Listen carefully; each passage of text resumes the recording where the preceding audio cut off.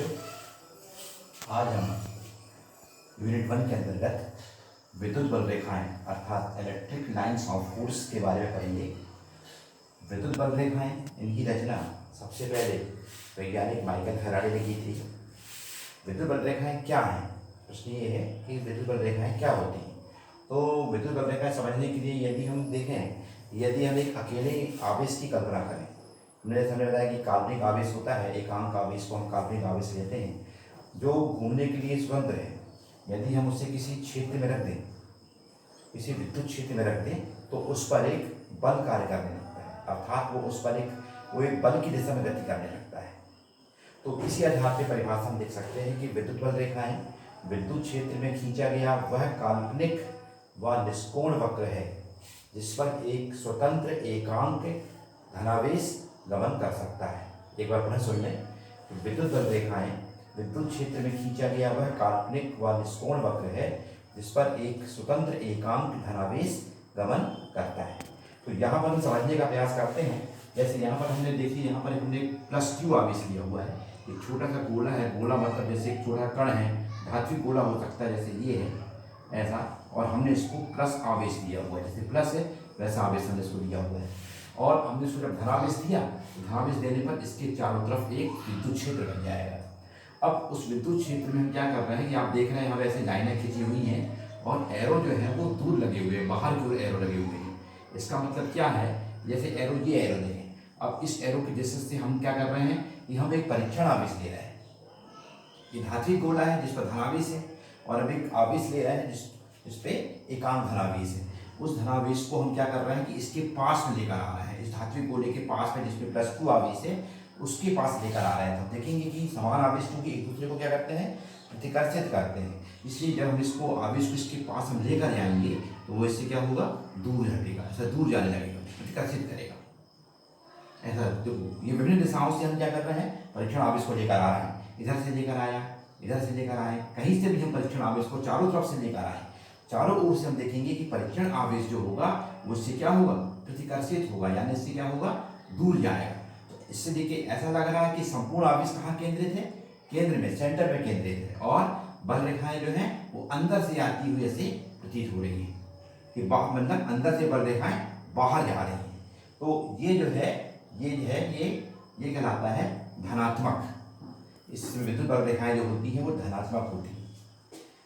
ये पहला डायग्राम हुआ, ये धनात्मक विद्युत बल रेखाएं हो गई, अर्थात धनात्मक विद्युत बल रेखाएं वे बल रेखाएं होती हैं जो जिसमें विद्युत बल रेखाएं क्या होती हैं, अपसरित होती हैं, मतलब केंद्र से बाहर निकलती प्रतीत होती है, केंद्र से बाहर अनंत की ओर जाती हुई प्रतीत होती है। दूसरा डायग्राम देखें।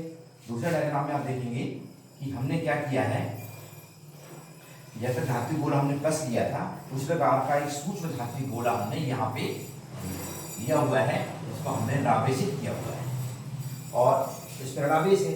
अब हम परीक्षण आवेश कैसा था, परीक्षण आवेश हमारा धनात्मक ही रहता है, तो उस परीक्षण आवेश को अब हम लेकर आ रहे हैं। तो अब जब परीक्षण आवेश को हम लेकर आएंगे, परीक्षण आवेश प्लस है, और इस धात्विक गोले को हमने कौन सा आवेश दिया है, ऋणावेश दिया है।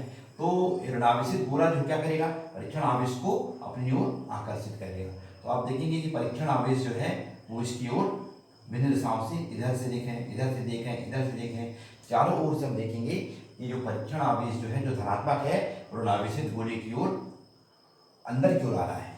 अर्थात ये हम कह सकते हैं कि विद्युत बल रेखाएं जो हैं वो अभिसरित हो रही है। अभिसरित होना मतलब एक बिंदु पे इकट्ठी हो रही है।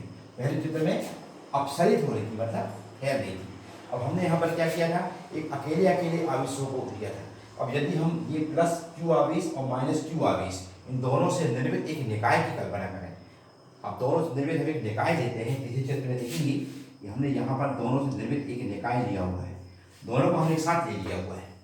ये देखिए यहाँ पे +q आवेश है, यहाँ पर ये गोले को धात्विक गोले को -q आवेश दिया। अब परीक्षण आवेश को जो हमने इसके पास में लेकर आएंगे, परीक्षण आवेश धनात्मक होता है, तो वो इससे क्या होगा, दूर जा रहा है। देखिए ये परीक्षण आवेश का मार्ग है, ये दूर जा रहा है, ये दूर जा रहा है, ये दूर जा रहा है, ये सब विभिन्न दिशाओं से दूर जा रहा है। और ये +q आवेश था, धात्विक गोले में धनात्मक आवेश की बात कर रहे थे। इस प्रकार से -q आवेश वाले गोले की बात करें, यहाँ भी यदि हम परीक्षण आवेश को इसके पास में लेकर आओगे तो इससे इस दूसरे चित्र की भांति वो क्या होगा, इसकी ओर अभिसरित होगा, अंदर की ओर बल रेखाएं आ रही है। तो यहाँ पर हम देख रहे हैं कि विद्युत बल रेखाएं जो, अच्छा इसमें देखिए यहाँ पर प्लस क्यू आवेश से विद्युत बल रेखाएं दूर जा रही हैं और माइनस क्यू आवेश की ओर आ रही हैं, यानी विद्युत बल रेखाएं प्लस क्यू आवेश से, प्लस गोले से बाहर की ओर जा रही हैं और माइनस गोले की ओर अंदर की ओर आ रही हैं। इसी आधार पे कह सकते हैं कि विद्युत बल रेखाएं जो होती हैं वो धनावेश से प्रारंभ होती हैं और ऋणावेश पर वो समाप्त होती हैं। अर्थात विद्युत बल रेखाएं विद्युत क्षेत्र में खींचा गया वह काल्पनिक व निष्कोण वक्र है जिस पर एक स्वतंत्र एकांक धनावेश गमन करता है, क्योंकि ये परीक्षण आवेश कैसा होता है, वो धनात्मक प्रवृत्ति का होता है, वो उसका मार्ग है। विद्युत बल रेखाएं खींचना अर्थात परीक्षण आवेश के गमन के मार्ग को ही प्रदर्शित करना होता है। ठीक है बच्चों, अब विद्युत बल रेखाएं जो होती हैं उनके कुछ गुण होते हैं, इसी आधार पे हम विद्युत बल रेखाओं के कुछ गुण देख सकते हैं। पहला गुण क्या है कि विद्युत बल रेखाएं धनावेश से प्रारंभ होती हैं और ऋणावेश पर समाप्त होती हैं। ठीक, विद्युत बल रेखाएं लंबाई के लंबवत जो है वो एक दूसरे से दूर हटने का प्रयास करती हैं। देखिए लंबाई के लंबवत एक दूसरे से दूर हटती है, ऐसे एक दूसरे से दूर हटती है। इसी आधार पर हम कह सकते हैं कि जो विजातीय आवेश जो होते हैं वो एक दूसरे से प्रतिकर्षित होते हैं, अर्थात ऐसे दूर हटते हैं। यदि हम प्लस क्यू आवेश का एक निकाय ले लें तो वो देखेंगे कि उसमें बल रेखाएं एक दूसरे के पास नहीं आएंगी। इसी प्रकार से विद्युत बल रेखाएं लंबाई की लंबवत सिकुड़ने का प्रयास करती हैं। जैसे आप डोरी ले लें, डोरी को पकड़ने कई डोरी के पीस ले लें, टुकड़े हों उसके और बीच में पकड़ के चारों ओर लोग पकड़ खड़े हो जाएं और डोरी को एकदम से छोड़ दिया जाए, खिंची डोरी को, तो डोरी ऐसी सिकुड़ जाती है। जैसे ये देखिए विद्युत बल रेखाएं जैसे ये यहाँ जैसे ये सिकुड़ रही है, इसका मतलब ये कैसे आवेश थे, ये विजातीय आवेश थे, ये प्लस आवेश था, ये माइनस आवेश था, इसलिए विद्युत बल रेखाएं जो है वो सिकुड़ गई। जहां बल रेखाएं सघन होती हैं, सिरों पर सघन होती हैं, तो सिरों पर विद्युत क्षेत्र की तीव्रता अधिक होती है और जहां पर ये विरल होती है, लंबाई की लंबा दूरी आ रही है, देखिए यहाँ से दूरी बढ़ रही है, अर्थात यहाँ पर विद्युत क्षेत्र की तीव्रता लगातार कम होती जाती है। यानी सिरों पर बल रेखाएं सघन है, मतलब विद्युत क्षेत्र की तीव्रता अधिक होगी और दूरी बढ़ने के साथ साथ विद्युत क्षेत्र की तीव्रता लगातार कम होती चली जाती है। ठीक है, तो इसी प्रकार से और भी गुण हैं जिनको आप देख सकते हैं। ठीक है, और इससे हम देख सकते हैं कि आगे भी गुण हैं जिन्हें हम देख सकते हैं, कुछ और आगे हम आपको बता दें कि जैसे और भी गुण हैं कि विद्युत बल रेखाएं चालक की सतह के लंबवत निकलती हैं। जो मैंने आपको बताया विद्युत बल रेखाएं चालक की सतह के लंबवत निकलती हुई प्रतीत होती हैं। तो इस प्रकार से लगभग सभी गुण हमने देख लिए हैं। ठीक है, और इसी से संबंधित कुछ परिभाषा भी, एक और परिभाषा भी है, एक समान विद्युत क्षेत्र क्या होता है। तो एक समान विद्युत क्षेत्र की परिभाषा हम आपको बता दें।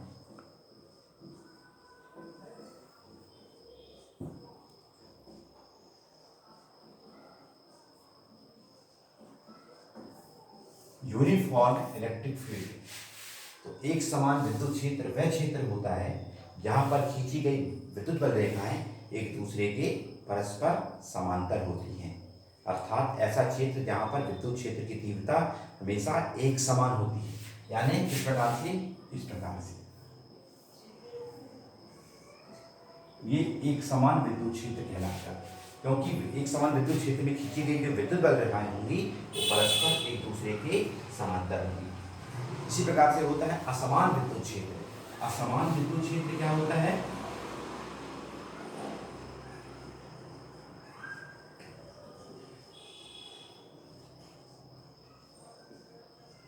अर्थात नॉन यूनिफॉर्म इलेक्ट्रिक फील्ड, वह क्षेत्र जहां पर विद्युत क्षेत्र की तीव्रता परिमाणबद्ध दिशा में एक समान नहीं होती, अर्थात इस प्रकार से।